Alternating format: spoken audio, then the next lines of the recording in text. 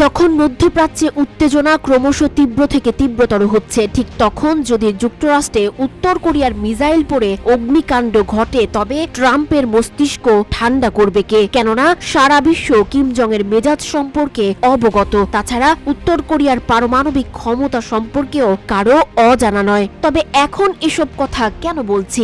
কারণটা বেশ যৌক্তিক।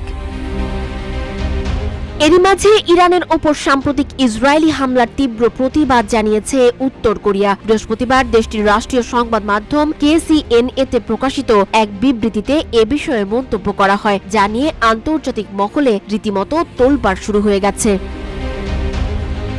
ইসরায়েলকে মধ্যপ্রাচ্যের ক্যান্সার হিসেবে উল্লেখ করে কঠোর ভাষায় নিন্দা জানানো হয়। সমৃদ্ধির পথে এগিয়ে যেতে দরকার ইস্পাত দৃঢ় ভিত্তি। তাই স্থাপনার স্থায়িত্ব নিশ্চিত করুন সর্বোচ্চ মানের ZSRM ব্রডবার। ZSRM bond to bond. উত্তর কোরিয়ার পররাষ্ট্র মন্ত্রণালয়ের এক মুখপাত্র বলেন, ইসরায়েল ইরানের বেসামরিক, পারমাণবিক ও জ্বালানি স্থাপনায় হামলা চালিয়ে মানবতার বিরুদ্ধে অপরাধ করছে। এটি রাষ্ট্রীয় সন্ত্রাসবাদের নগ্ন উদাহরণ এবং এই অঞ্চলে একটি সর্বাত্মক যুদ্ধের ঝুঁকি বাড়াচ্ছে।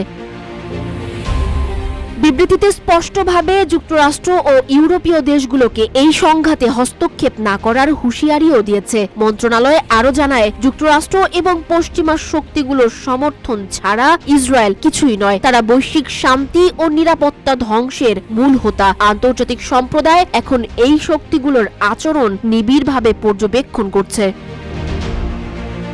তবে এই মন্তব্য এমন সময় এলো যখন মার্কিন প্রেসিডেন্ট ডোনাল্ড ট্রাম্প প্রকাশ্যে জানিয়েছেন ইরান নিয়ে তার ধৈর্য ফুরিয়ে গেছে। এর জবাবে উত্তর কোরিয়া যুক্তরাষ্ট্রকে সংযত থাকতে আহ্বান জানিয়েছে এবং সতর্ক করে বলেছে, ওয়াশিংটন ও তার মিত্রদের পদক্ষেপ মধ্যপ্রাচ্যকে একটি অনিয়ন্ত্রিত বিপর্যয়ের দিকে ঠেলে দিচ্ছে। এই যখন পরিস্থিতি, তখন কার যুদ্ধ কোথায় গিয়ে লাগে সেটি এখন দেখার বিষয়।